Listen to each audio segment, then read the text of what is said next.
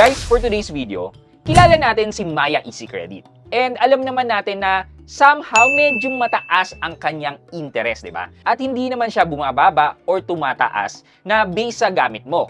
So, yung iba dyan na katulad ko ay hindi talaga umuutang dito sa Maya Easy Credit because of that high interest rate nga. Kasi ba naman, kung i-compare mo yan sa ibang mga loan apps na meron tayo, yung ibang loan apps can still offer a much lower interest rate versus dito kay Maya Easy Credit. So, anong gagawin mo kung ikaw naman ay inoferan ng 0% service charge or 0% interest ni Maya Easy Credit and hindi mo naman talaga kino-consider si Maya Easy Credit even before? So, in this video, ang pag-uusapan natin, ang pwede nyo gawin kay Maya Easy Credit once na offeran na kayo ng 0% service charge or 0% interest. So, samahan nyo ako, pag-usapan natin yan. Sit back and let's discuss coming right up.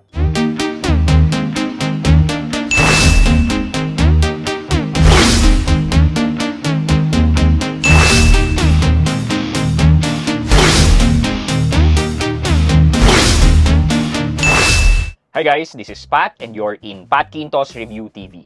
So if you're new here in my channel, I do reviews about personal finance na meron na akong experience or meron na akong knowledge na ginawan ko na ng videos and playlists na makikita nyo dito sa taas. At kung bago ka dito sa channel ko, you may want to consider subscribing to my channel. Okay guys, just a context lang, yung totoong hiram dito kay Maya Easy Credit siguro isang beses lang or dalawang beses lang ako nakahiram kay Maya Easy Credit. Yung tipong pinambayad ko ng grocery or what, parang ganun mga. Based sa recollection ko, dalawang beses lang talaga since nagkaroon ako ng Maya Easy Credit. And parang yung credit line ko noon ay nasa around 10,000 pa lang din. And then fast forward today, umabot na ng 30,000 yung credit line ko with Maya Easy Credit. Kahit hindi ko po siya ganun ginagamit. Hindi ko po siya ganun ginagamit because of the high interest. Previously, 9% kasi ang offer nilang interest rate sa akin. And then, nilower down na nila hanggang ngayon na 6.99 yata. And since ganun ang interest niya, never talaga naging option na sa akin umutang kay Maya Easy Credit. Pero, alam nyo ba na nanunukso si Maya Easy Credit? Nanunukso by providing promotional interest or promotional service charge sa mga users nila. Like, if you remember previously na discuss ko na yung 0% service charge na ino-offer. And mangilan-ngilan na rin. Siguro, 3 beses na ako na-offeran or 4 na beses ng 0 service charge. And hinihiram ko siya. And today, meron na namang offer na same na 0% service charge si Maya Easy Credit. And yun ang i-discuss ko sa inyo ngayon. Kung hindi nyo na kino-consider si Maya Easy Credit because of the interest rate or tipong hindi nyo naman talaga kailangan manghiram ng pera because meron kayong ibang pinanghihiraman like credit card, so on and so forth, or even hindi talaga kayo nanghihiram pero meron kayong ganitong offer. Ito yung mga pwede nating gawin with Maya Easy Credit kapag na-offeran tayo ng 0% service charge. So unang-una sa lahat, yung ginagawa ko previously pag ino-offeran ako, which is hihiramin ko siya tapos ipapasok ko rin siya sa Maya Savings. And then, with that base interest, kung hindi kayo mag-mission, kahit papano, kikita yan ng around 50 to 60 pesos na interest. And that 50 to 60 pesos na interest, i-minus mo yung documentary stamp tax, which is sa akin nasa around 18 pesos, kita ka pa rin kahit papano without doing anything na nilipat mo lang yung offer sa yung Maya Easy Credit. Which is yan ang ginawa ko for couple of instances na pinahiram ako ng Maya Easy Credit. Which is, wala problema dyan. Kahit paano, meron kang pang-load, di ba? Meron kang around 30 to 40 pesos na pang-load. Hindi na masama. Libre yan. Pangalawa is, kung nagme-maintain ka ng savings kay Maya, kapag na-offeran ka ng Maya Easy Credit na 0%, you can bump your interest rate pa ng up to 2%. Kunyari, na-max mo na yung 10% sa Maya savings mo, then, if you use your Maya Easy Credit at na-reach mo yung 3,000 na spending, magkakaroon ka ng additional 2% sa interest ng inyong savings nyo.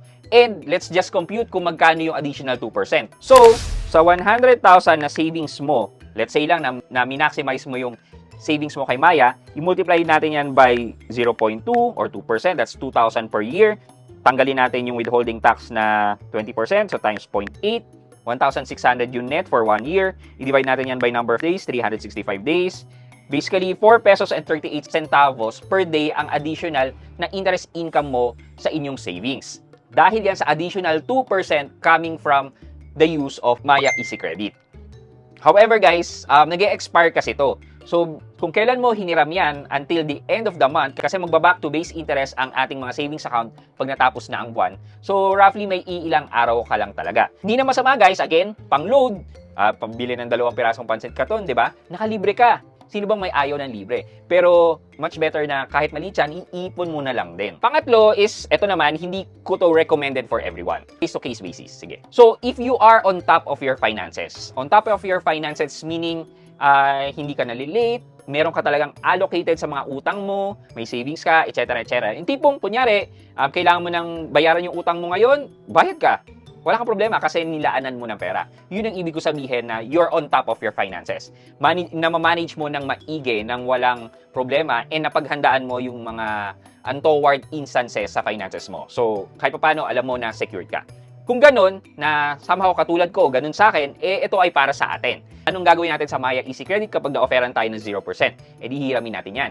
Tapos, pwede natin yang ipambayad sa maguguna na utang natin or what, para ma-consolidate na lang siya sa Maya Easy Credit.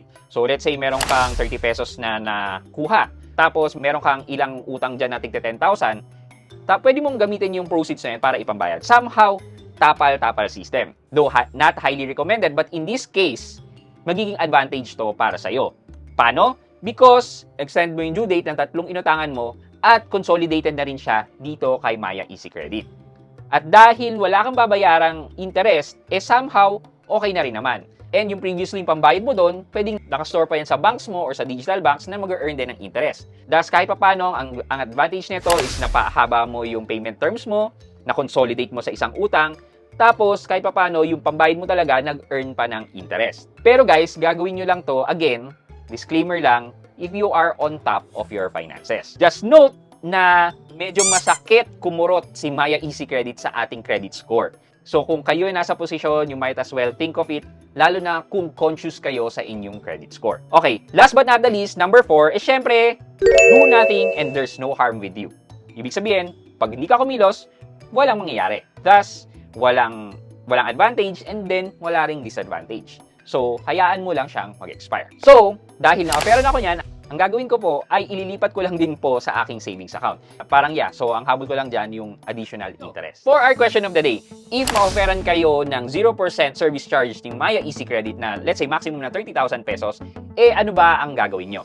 Let me know sa comment section sa baba for our monthly giveaway. Yun lang muna for today's video, but before we end this video, mag-shoutout po muna tayo at shoutout kay Edwin Adeza at Edwin Adeza 7606. Ang sabi po niya, shoutout po, always watching sa bago ideas and tips. Yan.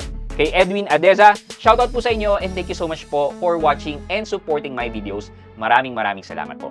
I hope you like this video, leave a thumbs up, and if not, wala nang problema dyan, but continue to support me by subscribing to my channel by clicking the subscribe button and also the bell button sa subscribe para makareceive kayo ng latest notification sa lahat ng upload ko. Again guys, this is Pat Quinto and you're in Pat Quinto's Review TV. Bye-bye!